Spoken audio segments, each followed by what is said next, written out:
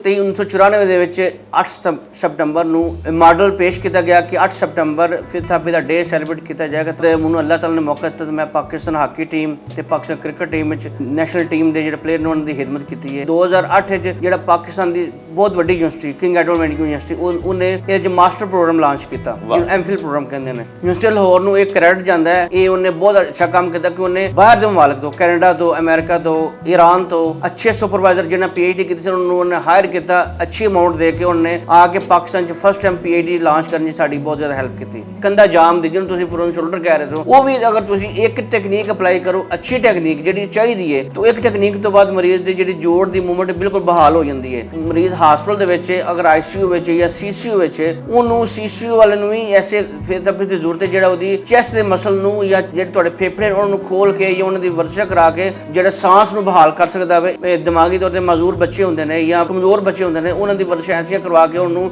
ਅਸੀਂ normal life ਵਿੱਚ ਵਾਪਸ ਲੈ ਕੇ ਆ ਸਕਦੇ ਹਾਂ। ਫਾਰੀ ਦੇ ਮਰੀਜ਼ ਜਿਹੜੇ ਨੇ, ਫਾਰੀ ਤੋਂ ਬਾਅਦ ਉਹ ਬਿਲਕੁਲ ਇੰਨਾ ਕੋ ਮਾਯੂਸ ਹੋ ਜਾਂਦਾ ਕਿ ਉਸ ਸਮੇਂ ਤੱਕ ਮੈਂ ਵਾਪਸ ਲਾਈਫ ਵਿੱਚ ਵਾਪਸ ਆਣਾ ਜਾਂ ਨਹੀਂ ਆਣਾ। ਫਿਜ਼ੀਓਥੈਰੇਪੀ ਤੇ ਅੱਛੀ ਰਿਹੈਬਿਲਿਟੇਸ਼ਨ, अच्छी वर्जिशां ਜਿਹੜੀਆਂ ਉਹਨੂੰ ਚਾਹੀਦੀਆਂ ਨੇ ਉਹ ਕਰਵਾ ਕੇ ਉਹਨੂੰ ਉਹਦੀ ਨਾਰਮਲ ਲਾਈਫ ਵਿੱਚ ਵਾਪਸ ਲੈ ਆਵੇਗਾ। फिजियोथेरेपी का काम ही होता है कि अगर कोई जोड़ स्टिफ हो गया या कोई पट्ठा अगर वो तनाव का शिकार हो गया तो उसको दोबारा से उसी फंक्शन में लाने के लिए मोबिलाइजेशन होती है, एक्सरसाइज होती है, स्ट्रेचिंग्स होते हैं, ये सारे डिफरेंट तरीके इस्तेमाल करके उस जोड़ को, उस मसल्स को दोबारा वैसे ही लाया जा सकता है। ऑस्टियोआर्थराइटिस इस तरह का मर्ज है कि इसमें हड्डियां जो है ना हमारी वो फुटना शुरू हो जाती है, ठीक है। इसका हमें ख्याल उस टाइम पे महसूस होता है कि जब वो टाइम गुजर जाता है। घर में ही ऐसे तरीके इस्तेमाल करके इस तरह की वर्जिशें कर सकते हैं जिससे जो है ना वो हमारे जोड़ जो है ना वो दोबारा बहाल हो सकते हैं। ਜਿਹੜੇ ਬੰਦੇ ਮੁਤਾਸਰ ਨਹੀਂ ਨਾਰਮਲ ਲਾਈਫ ਗੁਜ਼ਾਰਨ, ਉਹਨਾਂ ਨੂੰ ਵੀ ਡੇਲੀ ਵਾਕ ਜ਼ਰੂਰ ਕਰਨੀ ਚਾਹੀਦੀ ਹੈ। ਵਾਕ ਇੱਕ ਐਸਾ ਇੱਕ ਸਮਝ ਲਓ ਕਿ ਤੁਹਾਡੇ ਪੱਠਿਆਂ ਦੀ ਇੱਕ ਖੁਰਾਕ ਦਾ ਹਿੱਸਾ ਵੇ ਕਿ ਉਸ ਤੋਂ ਬਗੈਰ ਤੁਹਾਨੂੰ ਜਿਸਮ ਦੀ ਆਕਸੀਜਨ ਨਹੀਂ ਮਿਲਦੀ। ਕੋਈ ਤੁਹਾਨੂੰ ਕੋਈ ਤੁਹਾਡਾ ਪੱਠਾ ਖਿੱਚਦਾ ਕੋਈ ਤਾਂ ਤੁਸੀਂ ਗੈਰ ਮੁਸਤਨਦ ਡਾਕਟਰ ਕੋਲ ਜਾਣ ਦੀ ਬਜਾਏ ਤੁਸੀਂ ਅੱਛੇ ਕੁਆਲੀਫਾਈਡ ਡਾਕਟਰ ਕੋਲੋਂ, ਫਿਜ਼ੀਓਥੈਰੇਪਿਸਟ ਕੋਲੋਂ ਮਸ਼ਵਰਾ ਲਵੋ ਤਾਂ ਕਿ ਤੁਹਾਨੂੰ ਸਹੀ ਰਸਤਾ ਦਿਖਾਵੇ।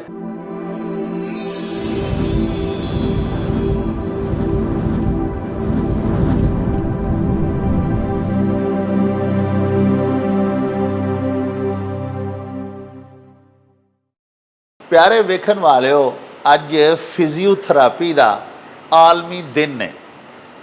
फिजियोथेरेपी एक जदीद तरीन साइंटिफिक तरीका है इलाज है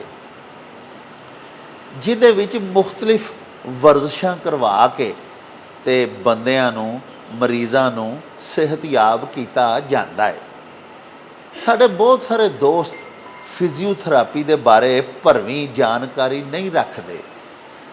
अज इसे गल का असां मता पकाया है तो तुहानूं नाल लैके आए हैं शहर के कुछ मारूफ ते मशहूर फिजियोथेरापिस्ट डॉक्टर्स जिहड़े ने उन्हां दे नाल मिलवाउण दे वास्ते।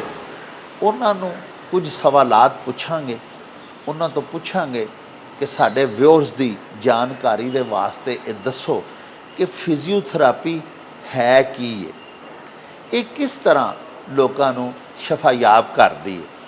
साडे शहर गुजरांवाला दे बड़े ही मारूफ ते मशहूर फिजियोथेरापिस्ट ने डॉक्टर अख्तर हंजरा, जिहड़े गुजरांवाला डिवीजन च मेरा ख्याल है वाहिद PhD डॉक्टर ने। उन्हां ना सिर्फ फिजियोथेरापिस्ट जदों बने सन, ना सिर्फ फिजिकल थेरापी दे विच उन्हां ने MPhil कीता बल्कि PhD कीती। इस तो इलावा डॉक्टर मलाइका ते डॉक्टर बुशरा दे नाल भी असीं तुहानूं मिलवावांगे और भरवीं जानकारी तुहानूं देवांगे इस बारे कि फिजियोथेरापी हुंदी की है और किहड़ियां-किहड़ियां इमराज ने जिन्हां दे विच असीं बगैर किसी इंजैक्शन तो, बगैर अद्वियात खाण तो फिजियोथेरापी दे नाल ही सेहतयाब हो सकने आ। आओ प्यारिओ साडे नाल तुहानूं मिलवाइए कुछ मारूफ फिजियोथेरापिस्ट डॉक्टर्स दे नाल। आओ जी।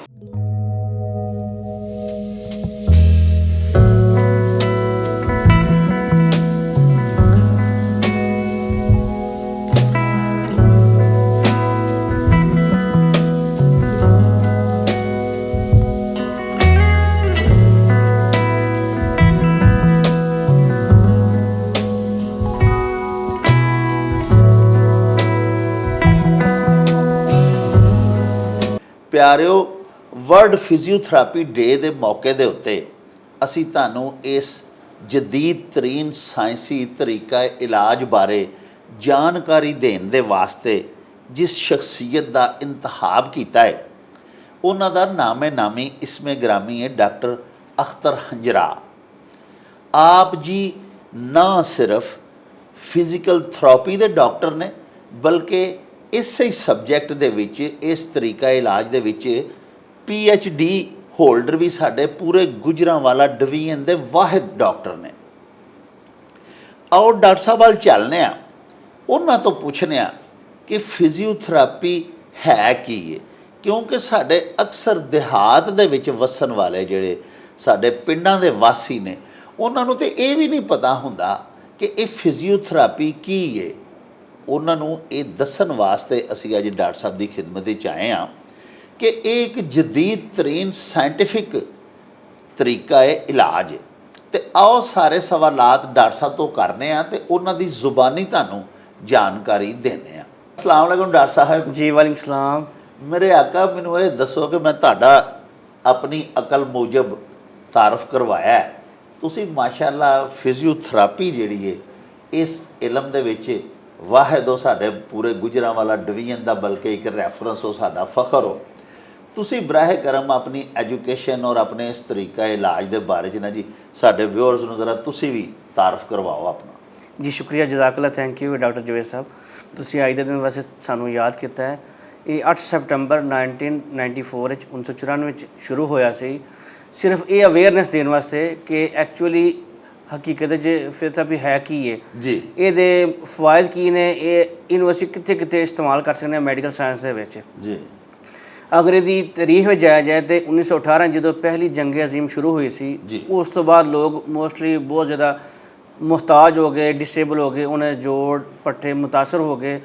ਤੇ ਉਦੋਂ ਸੋਚਿਆ ਗਿਆ ਕਿ ਕੋਈ ਐਸੀ ਸਾਇੰਸ ਜਾਂ ਐਸੀ ਚੀਜ਼ ਇਜਾਦ ਕੀਤੀ ਜਾਏ ਜਿਹੜੀ ਮਰੀਜ਼ਾਂ ਨੂੰ ਜਾਂ ਜਿਹਨਾਂ ਦੇ ਜੋੜ ਸਖਤ ਹੋ ਗਏ ਨੇ ਜਾਂ ਜਿਹਨਾਂ ਨੂੰ ਐਸੇ ਡਿਸੇਬਿਲਿਟੀਜ਼ ਬਣ ਗਈਆਂ ਨੇ, ਪ੍ਰੋਬਲਮ ਬਣ ਗਈਆਂ ਨੇ, ਜਿਹੜੇ ਮਰੀਜ਼ ਚੱਲ ਨਹੀਂ ਸਕਦੇ, ਉਹਨਾਂ ਵਾਸਤੇ ਕੋਈ ਐਸੀ ਚੀਜ਼ ਇਜਾਦ ਕੀਤੀ ਜਾਏ ਜਿਹੜੀ ਉਹਨਾਂ ਨੂੰ ਹੈਲਪ ਕਰੇ ਜੀ।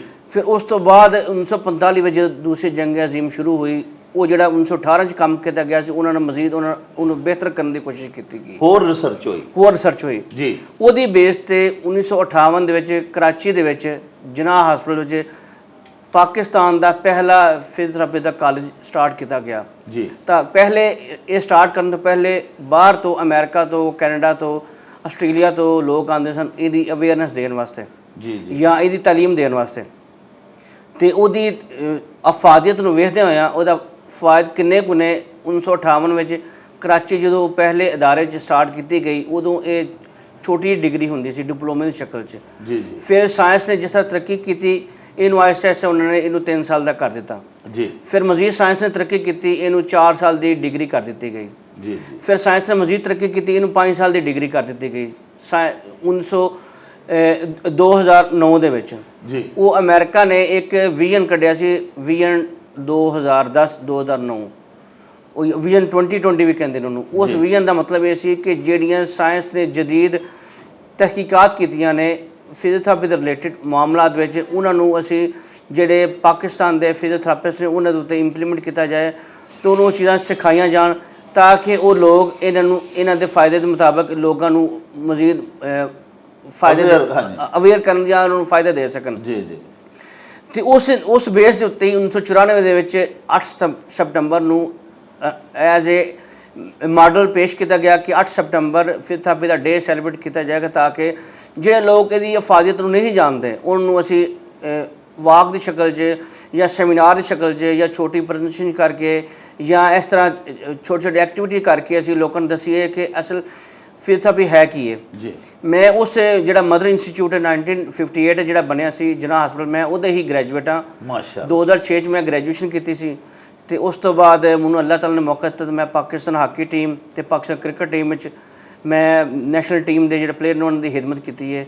ਉੱਥੇ ਵੀ ਐਜ਼ ਫਿਜ਼ੀਓਥੈਰੇਪਿਸਟ ਵੀ ਇੰਟਰਨੈਸ਼ਨਲ ਟੂਰ ਕੀਤੇ ਨੇ, ਟੀਮਸ ਨਾਲ ਮੈਂ ਟਰੈਵਲ ਕੀਤਾ ਹੈ, ਇੰਡੀਆ, ਮਲੇਸ਼ੀਆ, ਕੀਨੀਆ, ਇਜਿਪਟ, ਡਿਫਰੈਂਟ ਕੰਟਰੀਜ਼। ਮੈਂ ਟੀਮ ਦੇ ਨਾਲ ਐਜ਼ ਏ ਇੰਟਰਨੈਸ਼ਨਲ ਫਿਜ਼ੀਓਥੈਰੇਪਿਸਟ ਮੈਂ ਕੰਮ ਕਰਦਾ ਰਿਹਾ ਵਾਂ। ਤੇ ਉਸ ਤੋਂ ਬਾਅਦ ਚੂँਕਿ ਸਾਇੰਸ ਤੇ ਤਰੱਕੀ ਕਰਦੀ ਹੈ, ਤਹਿਕੀਕਾਤ ਹੁੰਦੀਆਂ ਨੇ, 2008 'ਚ ਜਿਹੜਾ ਪਾਕਿਸਤਾਨ ਦੀ ਬਹੁਤ ਵੱਡੀ university king Edward medical university ਉਹਨੇ ਇਹ 'ਚ ਮਾਸਟਰ ਪ੍ਰੋਗਰਾਮ ਲਾਂਚ ਕੀਤਾ, ਜਿਹਨੂੰ ਐਮਫਿਲ ਪ੍ਰੋਗਰਾਮ ਕਹਿੰਦੇ ਨੇ ਜੀ ਜੀ। ਉਹ ਪ੍ਰੋਗਰਾਮ ਲਾਂਚ ਕਰਨ ਤੋਂ ਬਾਅਦ ਅੱਲਾਹ ਤਾਲਾ ਨੇ ਮੈਨੂੰ ਮੌਕਾ ਦਿੱਤਾ ਤੇ ਮੈਂ ਦੁਬਾਰਾ ਉਸ ਯੂਨੀਵਰਸਿਟੀ 'ਚ ਚਲਾ ਗਿਆ, ਜਿਹੜੀ ਪਾਕਿਸਤਾਨ ਦੀ ਬਹੁਤ ਅੱਛੀ ਤੇ ਬੜੀ ਵੱਡੀ ਯੂਨੀਵਰਸਿਟੀ ਸੀ ਜੀ। ਤਦਰੀਸ ਦੇ ਅਮਲ ਵਾਸਤੇ ਮੇਰਾ 2008 ਐਡਮਿਸ਼ਨ ਹੋ ਗਿਆ ਐਮਫਿਲ ਵਿੱਚ ਜੀ। ਤੇ ਅਲਹਮਦੁਲਿਲਾ ਐਮਫਿਲ ਕਰਨ ਤੋਂ ਬਾਅਦ ਮੈਨੂੰ ਦੁਬਾਰਾ ਅੱਲਾਹ ਤਾਲਾ ਨੇ ਮੌਕਾ ਦਿੱਤਾ ਕਿ ਮੈਂ ਉਸ ਤੋਂ ਵੱਡੀ ਡਿਗਰੀ ਜਿਹਨੂੰ PhD ਕਹਿੰਦੇ ਨੇ 2013 ਵਿੱਚ ਯੂਨੀਵਰਸਿਟੀ ਆਫ ਲਾਹੌਰ ਨੇ PhD ਲਾਂਚ ਕੀਤੀ। ਵਾਹ। ਉਹਦੇ ਵਾਸਤੇ ਚੂँਕਿ ਪਾਕਿਸਤਾਨ 'ਚ ਫਸਟ ਟਾਈਮ ਸੀ ਤੇ ਸਾਡੇ ਸੁਪਰਵਾਈਜ਼ਰ ਮੌਜੂਦ ਨਹੀਂ ਸਨ ਪਾਕਿਸਤਾਨ ਦੇ ਵਿੱਚ। ਅੱਛਾ। ਯੂਨੀਵਰਸਿਟੀ ਲਾਹੌਰ ਨੂੰ ਇਹ ਕ੍ਰੈਡਿਟ ਜਾਂਦਾ ਹੈ, ਇਹ ਉਹਨੇ ਬਹੁਤ ਅੱਛਾ ਕੰਮ ਕੀਤਾ ਕਿ ਉਹਨੇ ਬਾਹਰ ਦੇ ਮੁਮਾਲਕ ਤੋਂ, ਕੈਨੇਡਾ ਤੋਂ, ਅਮਰੀਕਾ ਤੋਂ, ਈਰਾਨ ਤੋਂ ਅੱਛੇ ਸੁਪਰਵਾਈਜ਼ਰ ਜਿਹਨਾਂ PhD ਕੀਤੀ ਸੀ ਉਹਨੂੰ ਉਹਨੇ ਹਾਇਰ ਕੀਤਾ, ਅੱਛੀ ਅਮਾਊਂਟ ਦੇ ਕੇ ਉਹਨੇ ਆ ਕੇ ਪਾਕਿਸਤਾਨ 'ਚ ਫਸਟ ਟਾਈਮ PhD ਲਾਂਚ ਕਰਨ 'ਚ ਸਾਡੀ ਬਹੁਤ ਜ਼ਿਆਦਾ ਹੈਲਪ ਕੀਤੀ। ਤੇ ਮੈਂ ਯਾਨੀ ਤੁਸੀਂ ਜਿਹੜੇ ਉਹ ਫਾਰਨਰ ਸਨ, ਜੀ, ਜੀ। ਬੜੇ ਹਾਈਲੀ ਕੁਆਲੀਫਾਈਡ, ਉਹਨਾਂ ਦੀ ਤੁਸੀਂ ਸੁਪਰਵੀਜ਼ਨ ਦੇ ਵਿੱਚ ਜੀ ਆਪਣਾ PhD ਦਾ ਥੀਸਿਸ ਫਿਰ ਮੁਕੰਮਲ ਜੀ ਕੀਤਾ। ਅਲਹਮਦੁਲਿਲਾ। ਤੇ ਤੁਹਾਡਾ ਟੌਪਿਕ ਕੀ ਸੀ PhD? ਮੇਰਾ ਟਾਪਿਕ ਸੀ ਜਿਹੜੀ ਨਸਾਂ ਹੁੰਦੀਆਂ ਨੇ, ਬਰੀਕ ਨਸਾਂ, ਜੀ। ਉਹ ਪੱਠੇ ਤੇ ਕਿਸ ਤਰ੍ਹਾਂ ਵਰਕ ਕਰਕੇ ਪੱਠੇ ਦੀ ਜਿਹੜੀ ਸੂਜਨ ਉਹਨੂੰ ਕਿਸ ਤਰ੍ਹਾਂ ਕੰਮ ਕਰਦੀਆਂ ਨੇ। ਮੇਰਾ ਸੀ ਇਹ ਸ਼ੋਲਡਰ ਜਿਹੜਾ ਜੋੜ ਹੈ ਸਾਡਾ, ਇਹਦੇ ਵਿੱਚ ਇੱਕ ਛੋਟਾ ਜਿਹਾ ਪੱਠਾ ਹੁੰਦਾ ਹੈ ਜਿਹੜਾ ਬਾਅਦ ਦਫਾ ਸੁੱਜ ਜਾਂਦਾ ਵੇ ਤੇ ਉਹਦੀ ਸੋਜਨ ਤੋਂ ਬਾਅਦ ਉਹਨੂੰ ਰਿਕਵਰ ਕਰਨ 'ਚ ਬਹੁਤ ਜ਼ਿਆਦਾ ਟਾਈਮ ਲੱਗਦਾ ਵੇ ਜੀ। ਲੇਕਿਨ ਉਹਨੂੰ ਮੁਸਲਿਮ ਮਸ਼ੀਨਾਂ ਨਾਲ, ਦਵਾਈਆਂ ਨਾਲ, ਟੀਕਿਆਂ ਨਾਲ ਜਾਂ ਆਪਰੇਸ਼ਨ ਨਾਲ ਵੀ ਠੀਕ ਕਰਨ ਦੀ ਕੋਸ਼ਿਸ਼ ਕੀਤੀ ਜਾਂਦੀ ਹੈ। ਜਿਹੜਾ ਮੇਰਾ ਥੀਸਿਸ ਸੀ ਉਹਦੇ 'ਚ ਸਿਰਫ ਮੈਂ ਇੱਕ ਹੀ ਟੈਕਨੀਕ ਅਪਲਾਈ ਕੀਤੀ। ਉਹ ਟੈਕਨੀਕ ਕੀ ਸੀ ਕਿ ਉਹ ਨਸ ਨੂੰ ਇੰਪਰੂਵ ਕਰਕੇ ਨਸ ਦੀ ਕਿਹੜੀ ਵਰਜ਼ਿਸ਼ ਕਰਾਈ ਜਾਏ ਤੇ ਜਿਹਦੇ ਨਾਲ ਉਹ ਪੱਠੇ ਦੀ ਸੋਜਨ ਜਲਦੀ ਰਿਕਵਰ ਕੀਤੀ ਜਾ ਸਕੇ। ਵਾਹ। ਤੇ ਅਲਹਮਦੁਲਿਲਾ ਮੇਰੇ 80 ਪੇਸ਼ੈਂਟ ਸਨ, 80 ਪੇਸ਼ੈਂਟ ਜੋ ਮੇਰੇ 70 ਪੇਸ਼ੈਂਟ ਜਿਹੜੇ ਨੇ ਉਸ ਟੈਕਨੀਕ ਦੇ ਨਾਲ ਰਿਕਵਰ ਕੀਤੇ ਗਏ। ਵਾਹ ਵਾਹ, ਮਾਸ਼ਾਅੱਲਾ। ਦਾ ਮਤਲਬ ਤੁਸੀਂ ਫਿਰ ਇਸ ਫਨ 'ਚ ਮੂਜਦ ਵੀ ਹੋ ਨਾ ਜੀ, ਇਸ ਤਰੀਕਾ ਇਲਾਜ ਇੱਕ ਤੋਂ ਇੱਕ ਨਵੀਂ ਇੱਕ ਥਿਊਰੀ ਔਰ ਇੱਕ ਨया ਜਿਹੜਾ ਤਰੀਕਾ ਇਲਾਜ ਜਿਹੜਾ ਉਹ ਦੱਸਿਆ। ਉਹ PhD 'ਚ ਮਕਾਲਾ ਹੀ ਉਹਨਾਂ ਇਹ ਕਿਹਾ ਸੀ ਕਿ ਤੁਸੀਂ ਨਵੀਂ ਚੀਜ਼ ਦੱਸਣੀ ਹੈ ਜਿਹਦੇ ਵਿੱਚ ਪਹਿਲੇ ਕੰਮ ਨਾ ਹੋਇਆ ਹੋਵੇ। ਅਗਰ ਤੁਸੀਂ ਇੰਟਰਨੈਟ ਤੇ ਮੇਰਾ ਟਾਪਿਕ ਡਾਲੋ ਤਾਂ ਤੁਸੀਂ ਵੇਖੋ ਕਿ ਮੇਰੇ ਨਾਮ ਤੋਂ ਕਿਸੇ ਬੰਦੇ ਦੇ ਨਾਮ ਤੇ ਉਹ ਟਾਪਿਕ ਨਹੀਂ ਆ ਰਿਹਾ। ਵਾਹ। ਉਹ ਐਡੀ ਅੱਛੀ ਤਹਿਕੀਕ ਤੇ ਕਰਾਉਣ ਦਾ ਮਕਸਦ ਕੀ ਸੀ ਕਿ ਮੈਨੂੰ ਜਿਹੜਾ ਮੇਰਾ ਸੁਪਰਵਾਈਜ਼ਰ ਸੀ ਈਰਾਨ ਦਾ ਸੀ ਜੀ, ਉਹਦੀ PhD ਕੈਨੇਡਾ ਦੀ ਸੀ, तो उन्हें अल्हम्दुलिल्लाह इन्नी अच्छे तरीके से काम करवाया कि मैं वो काम की बेस थी अल्हम्दुलिल्लाह मैं इस जगह पर बैठे हाँ। अल्हम्दुलिल्लाह अल्हम्दुलिल्लाह। डॉक्टर साहब बड़ा फखर है साढ़े वास्ते तुहाडी ज़ात। मैं अपने व्यूअर्स नूं इत्थे फिर दसना चाहना कि असी छोटी छोटी गल तो ना जी साढ़े लोगों के ज़हनां च गल बह गई है कि लाहौर चलो, लाहौर डॉक्टर बड़े वड्डे ने, कराची चलो, वड्डे वड्डे डॉक्टरां नूं असी वड्डियां वड्डियां फीसां भरने आ। हालांकि तुसी देखो कि किस पाए दे मुआलजीन अल्लाह पाक दे करम नाल साडे शहर गुजरांवाला दे विच मौजूद ने। ये अल्लाह पाक दी नेमत है। और साडे शहर दे विच फिजियोथेरापिस्ट दा ते बहुत ही ज़्यादा काम है क्योंकि पहलवानां दा शहर है और फिजियोथेरापिस्ट की जरूरत भी उदों ही पैंदी है जदों ज़्यादा जोर आजमाई करन दे दौरान या किसी भी वजह तो कोई माजूरी जिसम में आ जाए, कोई चोट लग जाए, जिसम का कोई हिस्सा जिहड़ा है वो अपने तबाई जिहड़े उहदे अफआल ने वो सरंजाम ना दिंदा होवे ते उहनूं फिर तो मुतहरक करन दे वास्ते उहनूं जिहड़ियां एक्सरसाइज़ां या जिहड़ा तरीका इलाज उहदे ते इस्तेमाल कीता जांदा है उहनूं ही फिजियोथेरापी कहंदे ने। आओ डॉक्टर साहब कोलों एक होर बड़ी पते की गल पुछने आ। डॉक्टर साहब ये फरमाओ कि असी जदों भी जिसम च पीड़ किधरे महसूस करने आ, सानू दर्द होंदी है, मिसाल के तौर पर बैक एक सानू अक्सर लोगों को शिकायत है जी कमर दर्द की। इस तो इलावा तुसी हुणे शोल्डर का फरमा रहे सो कि इत्थे एक बंदियां दा ऐसा एक पट्ठा हुंदा है, एक नस हुंदी है जिहड़ी स्वैलिंग जिन्हों हो जाती है तो दर्द वो मतलब शायद इसे बीमारी नूं अपना जी फ्रोजन शोल्डर भी आख्या जाता है। तो मैं अर्ज़ करन लगा सा कि एक ऐसा तरीका इलाज है कि पहले तो असी लोग मैडिसन ही लै के दवाइयां ही खा खा के ना मर जाते सा। हुण जदीद रिसर्च जिहड़ी है वो भी कहती है कि पेन किलर्स ज़्यादा ना इस्तेमाल करो, उन्हां दे साइड इफेक्ट्स बहुत ज़्यादा ने, वो गुरदियां दे उत्ते असर करते हैं, वो होर मतलब मुख्तलिफ आर्गनस जिहड़े ने उन्होंने डैमेज करते हैं पेन किलर ऐसियां अद्वियात। तुहाडे कोल माशाअल्लाह जिहड़ा फिजियोथेरापी है ਇਹਦੇ ਵਿੱਚ ਸੁਣਿਆ ਕਿ ਤੁਸੀਂ ਅਦਵਿਆਤ ਜਿਹੜੀਆਂ ਨੇ ਖੁਰਦਨੀ ਤੌਰ ਤੇ ਦੇਣ ਤੋਂ ਬਗੈਰ ਹੀ ਤੁਸੀਂ ਐਕਸਰਸਾਈਜ਼ਸ ਦੇ ਨਾਲ ਉਹਦਾ ਕਰ ਲੈਂਦੇ ਹੋ, ਕੋਈ ਮਸ਼ੀਨਾਂ ਦੇ ਨਾਲ ਇਹ ਉਹਦੇ ਤੇ ਹੀ ਥੋੜੀ ਜੀ ਰੋਸ਼ਨੀ ਪਾਓ ਜੀ। ਅੱਛਾ ਮਾਸ਼ਾਅੱਲਾ ਬੜਾ ਅੱਛਾ ਸਵਾਲ ਹੈ ਤੁਹਾਡਾ ਤਾਂ ਕਿ ਲੋਕਾਂ ਨੂੰ ਫਾਇਦਾ ਦੇਵੇਗਾ ਇਹ ਸਵਾਲ ਦਾ ਜਵਾਬ। ਫਿਜ਼ੀਓਥੈਰੇਪੀ ਜੋ ਕਿ ਤਰੀਕਾ ਇਲਾਜ ਐਸਾ ਹੈ ਜਿਹਦੇ ਵਿੱਚ ਅਸੀਂ ਮੁਸਲਿਮ ਮਸ਼ੀਨਾਂ, ਜਦੀਦ ਮਸ਼ੀਨਾਂ, ਲੇਜ਼ਰ ਨੇ, ਹੀਟ ਦੀਆਂ ਮਸ਼ੀਨਾਂ ਨੇ, ਜਿਸ ਅਲਟਰਾਸਾਊਂਡ ਇਸ ਤਰ੍ਹਾਂ ਦੀ ਮਸ਼ੀਨਾਂ ਨੇ, ਕੋਈ ਐਸੀਆਂ ਮਸ਼ੀਨਾਂ ਨੇ ਬਰਕੀ ਇਲਾਜ ਜਿਹਨੂੰ ਕਹਿੰਦੇ ਹੋ ਤੁਸੀਂ, ਜੀ। ਟੈਂਸ, ਉਹ ਦਰਦ ਕੰਟਰੋਲ ਕਰਨ ਵਾਸਤੇ ਯੂਜ਼ ਕਰਨੇ ਆ। ਜਿਹੜੀ ਸਭ ਤੋਂ ਅਹਿਮ ਚੀਜ਼ ਇਹਨਾਂ ਵਿੱਚ ਕਿ ਜਿਹੜੀਆਂ ਮੈਨੂਅਲ ਟੈਕਨੀਕਸ ਨੇ, ਜਿਹੜੀਆਂ ਹੱਥ ਨਾਲ ਡਿਫਰੈਂਟ ਕਿਸਮ ਦੀ ਟੈਕਨੀਕਸ ਨੇ, ਜਿਸ ਤਰ੍ਹਾਂ ਤੁਸੀਂ ਗੱਡੀ ਦੀ ਅਗਰ ਕੋਈ ਚੀਜ਼ ਖਰਾਬ ਹੋ ਗਈ ਹੈ ਤਾਂ ਤੁਸੀਂ ਮਕੈਨਿਕ ਉਹਨੂੰ ਠੀਕ ਕਰਕੇ, ਕੋਈ ਪਹੀਆ ਜਾਮ ਹੋ ਗਿਆ, ਐਗਜ਼ਾਮਪਲ ਦੇ ਰਿਹਾ, ਉਹਨੂੰ ਠੀਕ ਕਰਕੇ ਉਹ ਬਿਲਕੁਲ ਠੀਕ ਇਸ ਤਰ੍ਹਾਂ ਕਰ ਦਿੰਦਾ ਕਿ ਜਿਸ ਤਰ੍ਹਾਂ ਪਹਿਲੇ ਵਾਲੀ ਪੋਜੀਸ਼ਨ 'ਚ ਹੋ ਜਾਂਦਾ ਵੇ। ਤੇ ਫਿਜ਼ੀਓਥੈਰੇਪਿਸਟ ਵੀ ਜਿਸਮ ਦੀ ਬਾਡੀ ਵਿੱਚ ਇਸ ਤਰ੍ਹਾਂ ਕੰਮ ਕਰਦਾ ਵੇ ਕਿ ਜਿਹੜੇ ਮੁਖਤਲਿਫ ਅਜ਼ਾ, ਫਾਰ ਐਗਜ਼ਾਮਪਲ ਜੋੜ ਕੋਈ ਸਟਿਫ ਹੋ ਗਿਆ ਜਾਂ ਸਖਤ ਹੋ ਗਿਆ, ਜਾਂ ਕੋਈ ਐਸੀ ਨਸ ਦੱਬ ਗਈ ਹੈ ਕੋਈ ਜਿਹਨੂੰ ਅਸੀਂ ਮਹਿਸੂਸ ਪੁਆਇੰਟ ਨੂੰ ਦਬਾ ਕੇ ਜਾਂ ਉਹਨੂੰ ਕਰੈਕਟ ਕਰਕੇ ਜਾਂ ਉਹਦੀ ਮਕੈਨਿਕਸ ਠੀਕ ਕਰਕੇ ਜਾਂ ਉਸ ਜੋੜ ਨੂੰ ਰੀਅਲਾਈਨ ਕਰਕੇ ਅਸੀਂ ਬਿਲਕੁਲ ਜਿਹੜੀ ਪੇਨ ਦਾ ਫੈਕਟਰ ਸੀ ਉਹਨੂੰ ਐਲੀਮੀਨੇਟ ਕਰ ਦਿੰਦੇ ਆ। ਇਹ ਸ਼ੋਬੇ ਦੀ ਖੂਬਸੂਰਤੀ ਹੈ ਕਿ ਤੁਸੀਂ ਇੱਕ ਸੈਸ਼ਨ ਦੇ ਵਿੱਚ ਹੀ ਮਰੀਜ਼ ਨੂੰ 100% ਠੀਕ ਕਰਕੇ ਭੇਜ ਦਿੰਦੇ ਹੋ। ਜਿਹਦੀ ਐਗਜ਼ਾਮਪਲ ਹੈ ਕਿ ਤੁਹਾਨੂੰ ਗਰਦਨ ਦਾ ਦਰਦ ਹੋ ਗਿਆ, ਜਿਸ ਨੂੰ ਕਿਤੇ ਵੱਲ ਪੈ ਗਿਆ, ਕਮਰ ਦਾ ਦਰਦ ਹੋ ਗਿਆ, ਵੱਲ ਪੈ ਗਿਆ, ਜਾਂ ਲੱਤ ਦੀ ਦਰਦ ਜਾ ਰਹੀ ਹੈ, ਜਾਂ ਕੂਲੇ ਜੋੜ ਦੇ ਕੋਲ ਇੱਕ ਛੋਟਾ ਜੋੜ ਹੁੰਦਾ ਵੇ ਜਿਹੜਾ ਅਚਾਨਕ ਚੱਲਦੇ ਆ ਉਹਦੇ ਉੱਤੇ ਲੋਡ ਆਉਂਦਾ ਵੇ ਤੇ ਮਰੀਜ਼ ਜਿਹੜਾ ਆਪਣੀ ਲੱਤ ਵੀ ਨਹੀਂ ਚੁੱਕ ਸਕਦਾ, ਕਦਮ ਵੀ ਨਹੀਂ ਉਠਾ ਸਕਦਾ। ਇਸੇ ਤਰ੍ਹਾਂ ਐਗਜ਼ਾਮਪਲ ਕੰਧਾ ਜਾਮ ਦੀ, ਜਿਹਨੂੰ ਤੁਸੀਂ ਫਰੋਨ ਸ਼ੋਲਡਰ ਕਹਿ ਰਹੇ ਹੋ, ਉਹ ਵੀ ਅਗਰ ਤੁਸੀਂ ਇੱਕ ਟੈਕਨੀਕ ਅਪਲਾਈ ਕਰੋ, ਅੱਛੀ ਟੈਕਨੀਕ ਜਿਹੜੀ ਚਾਹੀਦੀ ਹੈ, ਤਾਂ ਇੱਕ ਟੈਕਨੀਕ ਤੋਂ ਬਾਅਦ ਮਰੀਜ਼ ਦੀ ਜਿਹੜੀ ਜੋੜ ਦੀ ਮੂਵਮੈਂਟ ਬਿਲਕੁਲ ਬਹਾਲ ਹੋ ਜਾਂਦੀ ਹੈ। ਤੇ ਉਹ ਦਰਦ ਕਿਸ ਤਰ੍ਹਾਂ ਕੰਟਰੋਲ ਹੁੰਦੀ ਹੈ ਕਿ ਜਿਸ ਤਰ੍ਹਾਂ ਤੁਸੀਂ ਇੱਕ ਤਾਲੇ ਵਿੱਚ ਚਾਬੀ ਲਗਾਉਂਦੇ ਹੋ, ਲੇਕਿਨ ਚਾਬੀ ਉਹਦੀ ਨਹੀਂ ਹੁੰਦੀ, ਤੇ ਤੁਸੀਂ ਜਿੰਨੀ ਦਫਾ ਮਰਜ਼ੀ ਚਾਬੀ ਲਗਾਓ ਉਹ ਤਾਲਾ ਨਹੀਂ ਖੁੱਲਦਾ। ਉਹ ਤਾਲਾ ਉਦੋਂ ਹੀ ਖੁੱਲੇਗਾ ਜਦੋਂ ਉਹਦੀ ਅਸਲ ਚਾਬੀ ਲਗਾਓਗੇ। ਤੇ ਇਸੇ ਤਰ੍ਹਾਂ ਅਗਰ ਤੁਸੀਂ ਜਿਸਮ ਦੇ ਵਿੱਚ ਜੈਸਾ ਅਗਰ ਕੰਧਾ ਜਾਮ ਹੋ ਗਿਆ, ਤੁਸੀਂ ਉਹਨੂੰ ਅੱਛੇ ਤਰੀਕੇ ਨਾਲ ਜਾਂ ਉਹਨੂੰ ਪ੍ਰੋਪਰ ਵੇ ਨਾਲ ਜਿਹੜੇ ਅਸਲ ਟੈਕਨੀਕ ਲੱਗਦੀ ਹੈ ਉਹ ਲਗਾ ਕੇ ਉਹਨੂੰ ਸ਼ੋਲਡਰ ਨੂੰ ਅਸੀਂ ਰਿਲੀਜ਼ ਕਰ ਦੇਵੋ, ਜਾਂ ਉਹਦੇ ਜਿਹੜੇ ਅੱਗੇ ਪਿੱਛੇ ਪੱਠੇ ਨੇ ਜਾਂ ਉਹਦਾ ਜੋੜ ਹੈ ਉਹਨੂੰ ਤੁਸੀਂ ਬਿਲਕੁਲ ਫ੍ਰੀ ਕਰ ਦੇਵੋ। ਤੇ ਇੱਕ ਟੈਕਨੀਕ ਦੇ ਦੌਰਾਨ ਤੁਸੀਂ ਵੇਖੋ ਕਿ ਮਰੀਜ਼ ਦੀ ਹਾਲਤ ਬਿਲਕੁਲ ਡਿਫਰੈਂਟ ਹੋ ਗਈ ਹੈ।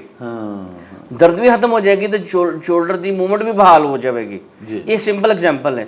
ਤੇ ਇਸ ਤੋਂ ਇਲਾਵਾ ਅਗਰ ਵੇਖਿਆ ਜਾਏ, ਇਕੱਲਾ ਇਹ ਨਹੀਂ, ਹੁਣ ਇਹ ਸਾਇੰਸ ਨੇ ਇੰਨੀ ਤਰੱਕੀ ਕੀਤੀ, ਇੰਨੀ ਜਿੱਦਤ ਆ ਗਈ ਹੈ ਫਿਜ਼ੀਓਥੈਰੇਪੀ ਦੇ ਹਵਾਲੇ 'ਚ ਕਿ ਹੁਣ ਡਿਫਰੈਂਟ ਬ੍ਰਾਂਚਿਸ ਬਣ ਗਈਆਂ ਨੇ।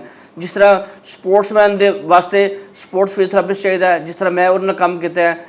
ਤੇ ਅਗਰ ਕੋਈ ਮਰੀਜ਼ ਹਸਪਤਾਲ ਦੇ ਵਿੱਚ, ਅਗਰ ICU ਵਿੱਚ ਜਾਂ CCU ਵਿੱਚ, ਉਹਨੂੰ CCU ਵਾਲੇ ਨੂੰ ਵੀ ਐਸੇ ਫਿਜ਼ੀਓਥੈਰੇਪਿਸਟ ਦੀ ਜ਼ਰੂਰਤ ਹੈ ਜਿਹੜਾ ਉਹਦੀ ਚੈਸਟ ਦੇ ਮਸਲ ਨੂੰ ਜਾਂ ਜਿਹੜੇ ਤੁਹਾਡੇ ਫੇਫੜੇ ਉਹਨਾਂ ਨੂੰ ਖੋਲ ਕੇ ਜਾਂ ਉਹਨਾਂ ਦੀ ਵਰਜਿਸ਼ ਕਰਾ ਕੇ ਉਹਦੇ ਜਿਹੜਾ ਸਾਂਸ ਨੂੰ ਬਹਾਲ ਕਰ ਸਕਦਾ ਵੇ। ਇਸੇ ਤਰ੍ਹਾਂ ਫਾਰ ਐਗਜ਼ਾਮਪਲ ਅਗਰ ਕੋਈ ਆਰਥੋਪੈਡਿਕ ਸਰਜਨ ਦੇ ਕੋਲ ਕੋਈ ਮਰੀਜ਼ ਐਸਾ ਆਇਆ, ਕੋਈ ਜਿਹਦਾ ਪੱਠਾ ਜਾਂ ਕੋਈ ਜੋੜ ਜਾਮ ਹੋ ਗਿਆ, ਕੋਈ ਉਹਨੂੰ ਐਸੀ ਟੈਕਨੀਕ ਅਪਲਾਈ ਕਰਕੇ ਉਹਨੂੰ ਬਹਾਲ ਕਰਕੇ ਉਹਦੇ ਬਿਲਕੁਲ ਜੋੜ ਦੀ ਮੂਵਮੈਂਟ ਨੂੰ ਠੀਕ ਕਰ ਸਕਦਾ ਵੇ। ਇਸੇ ਤਰ੍ਹਾਂ ਬੱਚਿਆਂ ਦੇ ਅਗਰ ਮਾਮਲਾ ਵੇਖੇ ਜਾਣ, ਜਿਵੇਂ ਦਿਮਾਗੀ ਤੌਰ 'ਤੇ ਮਾਜ਼ੂਰ ਬੱਚੇ ਹੁੰਦੇ ਨੇ ਜਾਂ ਕਮਜ਼ੋਰ ਬੱਚੇ ਹੁੰਦੇ ਨੇ, ਉਹਨਾਂ ਦੀ ਵਰਜਿਸ਼ਾਂ ਐਸੀਆਂ ਕਰਵਾ ਕੇ ਉਹਨੂੰ ਅਸੀਂ ਨਾਰਮਲ ਲਾਈਫ ਵਿੱਚ ਵਾਪਸ ਲੈ ਕੇ ਆ ਸਕਦੇ ਹਾਂ। ਇਸੇ ਤਰ੍ਹਾਂ ਅਗਰ ਵੇਖੇ ਜਾਏ ਫਾਲਿੰਗ ਦੇ ਮਰੀਜ਼ ਜਿਹੜੇ ਨੇ, ਤੇ ਫਾਲਿੰਗ ਦੇ ਮਰੀਜ਼ ਫਾਲਿੰਗ ਤੋਂ ਬਾਅਦ ਬਿਲਕੁਲ ਇੰਨਾ ਕੋ ਮਾਯੂਸ ਹੋ ਜਾਂਦਾ ਕਿ ਉਸ ਸਮੇਂ ਤੱਕ ਮੈਂ ਵਾਪਸ ਲਾਈਫ ਵਿੱਚ ਵਾਪਸ ਆਉਣਾ ਜਾਂ ਨਹੀਂ ਆਉਣਾ। ਅਗਰ ਅੱਛਾ ਫਿਜ਼ੀਓਥੈਰੇਪਿਸਟ ਉਹਨੂੰ ਅੱਛੀ ਫਿਜ਼ੀਓਥੈਰੇਪੀ ਤੇ ਅੱਛੀ ਰਿਹੈਬਿਲਿਟੇਸ਼ਨ, ਅੱਛੀ ਵਰਜਿਸ਼ਾਂ ਜਿਹੜੀਆਂ ਉਹਨੂੰ ਚਾਹੀਦੀਆਂ ਨੇ ਉਹ ਕਰਵਾ ਕੇ ਉਹਨੂੰ ਉਹਦੀ ਨਾਰਮਲ ਲਾਈਫ ਵਿੱਚ ਵਾਪਸ ਲੈ ਆਵੇਗਾ। ਤੇ ਸੋਚੋ ਇੱਕ ਫੈਮਿਲੀ ਦਾ ਮੈਂਬਰ ਜਿਹੜਾ ਬਿਲਕੁਲ ਮਾਯੂਸ ਹੋ ਗਿਆ ਸੀ ਜਾਂ ਡਿਸੇਬਲ ਹੋ ਗਿਆ ਸੀ ਜਾਂ ਉਹ ਡਿਪੈਂਡੈਂਟ ਸੀ ਉਸ ਫੈਮਿਲੀ ਉਹਦੇ ਉੱਤੇ, ਅਗਰ ਉਹ ਠੀਕ ਹੋ ਜਾਂਦਾ ਤਾਂ ਬਿਲਕੁਲ ਤੁਸੀਂ ਸਮਝੋ ਤੁਸੀਂ ਕਿੰਨਾ ਵੱਡਾ ਕੰਮ ਕੀਤਾ ਹੋਵੇ ਬਗੈਰ ਮੈਡੀਸਨ ਤੋਂ। ਨਾ ਸਿਰਫ ਸਾਰੋ ਇੱਕ ਮੁਤਹਰਕ ਔਰ ਇੱਕ ਫਾਲ ਸ਼ਹਿਰੀ ਮੁਆਸ਼ਰੇ ਦਾ ਬਣ ਗਿਆ, ਬਲਕਿ ਜਿਵੇਂ ਤੁਸੀਂ ਫਰਮਾਇਆ ਕਿ ਅਗਰ ਉਹਦੀ ਸਾਰੀ ਫੈਮਿਲੀ ਉਹਦੇ ਤੇ ਡਿਪੈਂਡ ਕਰ ਰਹੀ ਸੀ ਤੇ ਉਹ ਆਪਣੀ ਫੈਮਿਲੀ ਦਾ ਦੁਬਾਰਾ ਤੋਂ ਇੱਕ ਵਾਰੀ ਫੇਰ ਰੁਜ਼ਗਾਰ ਦਾ ਵੀ ਸਬਬ ਬਣ ਗਿਆ। ਬਿਲਕੁਲ ਐਗਜ਼ੈਕਟਲੀ। ਅਦਰਵਾਈਜ਼ ਤੇ ਉਹ ਸਾਰੇ ਵਿਚਾਰੇ ਅਗਰ ਡਿਪੈਂਡਡ ਹੀ ਉਹਦੇ ਤੇ ਸਨ ਤੇ ਉਹ ਤੇ ਪਰੇਸ਼ਾਨ ਹੋ ਗਏ ਹੋਣਗੇ ਉਹਦੀ ਬਿਮਾਰੀ ਨਾਲ। ਬਿਲਕੁਲ। ਡਾਕਟਰ ਸਾਹਿਬ ਤੁਸੀਂ ਬੜੀ ਵੱਡੀ ਗੱਲ ਦੱਸੀ ਕਿ ਅਮਲੇ ਤਨਫਸ ਜਿਹੜਾ ਉਹਦੀ ਬਹਾਲੀ ਦੇ ਵਾਸਤੇ ਵੀ, ਯਾਨੀ ਇਹਦੇ ਬਹੁਤ ਸਾਰੇ ਸ਼ੋਬੇ ਬਣ ਗਏ ਨੇ ਹੁਣ ਮਾਸ਼ਾਅੱਲਾ, ਰਿਸਰਚ ਹੀ ਬੜੀ ਹੋ ਰਹੀ ਹੈ। ਲੇਕਿਨ ਮੈਂ ਪਹਿਲੇ ਵੀ ਅੱਗੇ ਅਰਜ਼ ਕੀਤੀ ਹੈ ਕਿ ਸਾਡੀ ਬਹੁਤ ਸਾਰੀ ਮੈਜੋਰਿਟੀ ਜਿਹੜੀ ਹੈ ਨਾ ਜੀ ਸਾਡੀ ਆਬਾਦੀ ਦੀ, ਉਹਨੂੰ ਪਤਾ ਹੀ ਨਹੀਂ ਕਿ ਇਹਦੇ ਕੀ ਫਵਾਇਦ ਨੇ ਔਰ ਇਹ ਕਿੱਡਾ ਅੱਛਾ ਔਰ ਮੁਫੀਦ ਤਰੀਕਾ ਇਲਾਜ ਹੈ। ਡਾਕਟਰ ਸਾਹਿਬ ਮੈਂ ਇੱਕ ਜਗ੍ਹਾ ਤੇ ਇਹ ਵੀ ਪੜ੍ਹਿਆ ਕਿ ਜਿਹੜਾ ਸਾਡਾ ਇਹੋ ਹੀ ਫਿਜ਼ੀਓਥੈਰੇਪੀ ਹੈ ਨਾ ਜੀ, ਇਹ ਇੱਕ ਐਸਾ ਤਰੀਕਾ ਇਲਾਜ ਹੈ ਕਿ ਇਹਦੇ ਨਾਲ ਦਮਾ ਵੀ ਸਹੀ ਹੋ ਜਾਂਦਾ ਹੈ। ਹਾਲਾਂਕਿ ਦੇਖੋ ਨਾ ਸਾਡੇ ਜਿਹੜੇ ਬੜੇ ਜਦੀਦ ਤਾਲੀਮ ਹਾਸਲ ਕੀਤੀ ਹੈ ਜਿਨ੍ਹਾਂ ਡਾਕਟਰਸ ਨੇ, ਉਹ ਵੀ ਦਮੇ ਵਾਲੇ ਮਰੀਜ਼ ਨੂੰ ਸਿਰਫ ਉਹ ਸਟੀਰਾਇਡ ਦੇਈ ਜਾਣਗੇ ਜਾਂ ਐਂਟੀ ਐਲਰਜਿਕ ਮੈਡੀਸਨ ਦੀ ਸਾਰੀਆਂ ਦੇਈ ਜਾਂਦੇ ਨੇ, ਜਿਹਦੇ ਨਾਲ ਉਹਦਾ ਦਮਾ ਸਹੀ ਨਹੀਂ ਹੁੰਦਾ। ਬਲਕਿ ਐਲੋਪੈਥ ਸਾਹਿਬਾਨ ਤੇ ਇੱਥੋਂ ਤੱਕ ਫਰਮਾਉਂਦੇ ਨੇ ਜਾਂ ਹੁਕਾਮਾਤ ਤਬੀਬ ਹਜ਼ਰਾਤ ਜਿਹੜੇ ਸਾਡੇ ਹੁੰਦੇ ਨੇ, ਉਹ ਤੇ ਆਂਦੇ ਨੇ ਜੀ ਦਮਾ ਦਮ ਨਾਲ ਹੀ ਹੈ, ਜੇ ਤਾਂ ਦਮ ਨਹੀਂ ਨਾ ਨਿਕਲਣਾ ਉਨੀ ਦੇਰ ਰਹਿਣਾ ਹੀ ਰਹਿਣਾ।